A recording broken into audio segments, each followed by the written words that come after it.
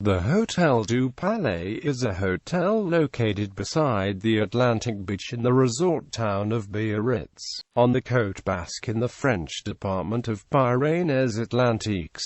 It was originally built for the Empress Eugénie around 1855 as a summer villa. It was due to the visits of the imperial couple that the village of Biarritz developed into a fashionable resort. In 1880, the villa was sold and converted into a hotel casino. It was devastated by fire in 1903, but was lavishly rebuilt and enlarged within the original walls. For many years the hotel attracted the international elite, including members of the European royalty such as King Edward VII of the United Kingdom, who paid several extended visits. Although the hotel later fell into disrepair and closed for a period in the 1950s, it has since been refurbished and is again a luxury hotel. The hotel is a member of the leading hotels of the world.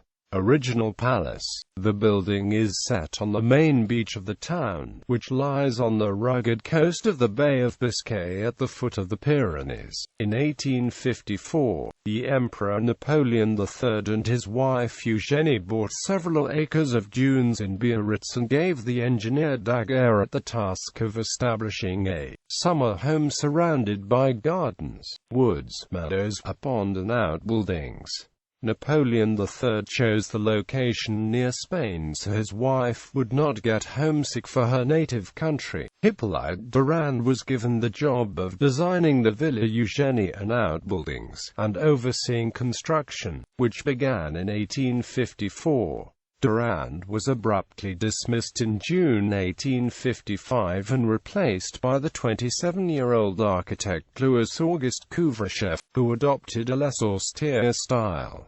Couvrecheff died in 1858 and was succeeded by the architect Gabriel-Auguste Ancelet. Ancelet built a new wing facing the lighthouse before he was replaced by Auguste Lafolle, who added an attic with rooms for the star. The villa in an acute Louis XIII style consisted of a long main building with three perpendicular wings. The first two wings formed a court, while the third was shorter. A description in 1856 said that the two-story villa left much to be desired for such an important residence. It was excessively simple, with so little in the way of ornamentation that the facade looked bare. Later the facade was decorated with busts of members of the imperial family and regional personages. Victor Hugonon undertook the decoration with Corinthian columns and reliefs of arms and crowned eagles. In 1830, Victor Hugo had expressed the hope that Biarritz would remain unspoiled. However, when the imperial family established its residence, it quickly became popular as a resort with the wealthy and aristocratic. The imperial family spent most of August and September at the villa each year, with a small entourage.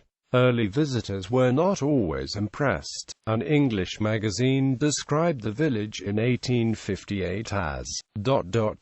a spot now rendered classic by the visits of our imperial French ally, who has there erected a marine villa, the Villa Eugénie, commanding an extensive view of the cruel grey expanse of the Bay of Biscay, the really beautiful landscape towards the Spanish frontier being skillfully excluded.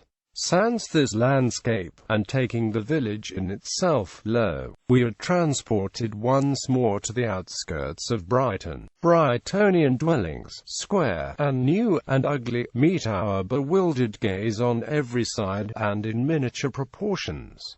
But here the lightness stops. In vain we look for esplanade and goat chases, Biarritz boasts them not. In vain we sigh for cupola and dome, and, sighing, learn that even the Villa Eugénie lacks the eccentric beauty of our own pavilion. Development of Biarritz. In 1864, land was purchased on which to erect a chapel designed by Émile Bosweval, the Inspector General of Historical Monuments. The chapel, dedicated to Our Lady of Guadalupe, was consecrated in September 1865 and incorporated an eclectic mix of Roman and Byzantine art with Hispano-Moorish elements from Seville and Granada. Alexandre Dominique Denuel and Louis Steinheil completed the decorative painting. In 1867, the villa was renovated and another floor was added.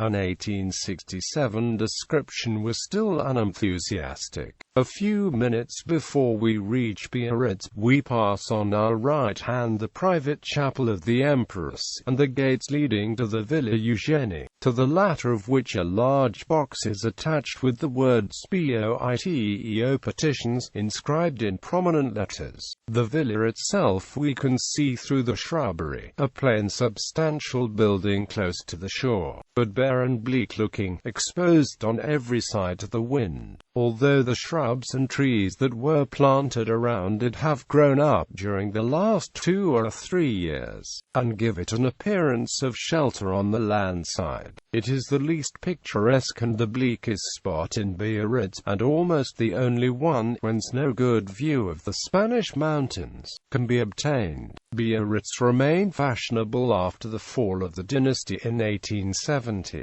With the return to a republican constitution for France, the question of ownership of the villa and its contents, and of other property of the Bonapartes, became a topic of parliamentary debate. It was agreed that the state would take possession of the most valuable furnishings. In 1880, the Empress Eugénie sold the estate to the Banque de l'Union Parisienne. The villa was converted into a hotel casino, the Palais Biarritz. In 1893, it became a prestigious hotel receiving royalty including Queen Victoria and the Empress Elizabeth of Austria, better known by the nickname Sissy. According to an 1883 travel book, Biarritz is a small but picturesque town, which was brought much into notice by the Empress Eugénie, who used to reside there every year. It is distinguished for its very selected society, which assembles both for sea bathing in the winter season. The scenery is beautiful, although the vegetation in the immediate environs of the town is rather scanty. The town is built like an amphitheater on the rising cliffs of the Pyrenees, and has some fine modern buildings, of which the Villa Eugénie is one of the most striking. Grand Hotel. The hotel was badly damaged by fire in 1903 with only the Imperial Chapel unharmed. The fashionable architect Edouard Neumans was given the task of reconstruction. He preserved the exterior walls, which were tied into the reinforced concrete of the new structure. Neumans extended the south wing, added 2 stories, and a large bay holding a magnificent semicircular restaurant looking over the sea. There were now 300 rooms and apartments. The new walls were covered with brick, stone and slate. The hotel contained larger salons for entertaining by the royalty who frequented it, and a salle des fêtes in Second Empire style. The project completed in 1905. The hotel became a destination for the international elite. King Edward VII of the UK stayed at the hotel several times in the 1900s. He described his rooms as charming, and found that the sea air relieved his breathing difficulties. However, he complained that Biarritz itself was smelly, and asked for something to be done about the drains. In April 1908, H. Asquith came to the hotel for the King to make him Prime Minister of the UK in succession to Henry Campbell Bannerman, who was dying. The hotel remained fashionable after World War I. Biarritz in the 1920s was known as Queen of Resorts and Resort of Kings, and also attracted movie stars, gangsters and politicians. Alfred Savoy used the hotel as the setting for his comedy of high society Un Homme. After Spain became a republic in April 1931, many of the Spanish nobility moved to the hotel, near the border, to await the time when they could return. Recent years. After World War II, the Hôtel du Palais was forced to close for a period in the 1950s. It took a campaign by the mayor to obtain funding to refurbish and reopen the building, under the slogan, "No Palace, No Millionaires." Guests have included Coco Chanel, Ava Gardner and Frank Sinatra. The facades and roofs of the hotel were listed as historical monuments on the 24th of December 1993. Once isolated, the hotel is now at the heart of the modern town of Biarritz, accessible from the lower end of the main shopping street through great wrought iron gates that encircle the property. As of 2012, the hotel had 124 rooms and 30 suites decorated in period style. The hotel includes excellent restaurants, a bar and a pool. The decor is still reminiscent of the hotel's past as an aristocratic gathering place, and prices are high. The hotel is set among historic grounds, reached by a grand driveway, gallery,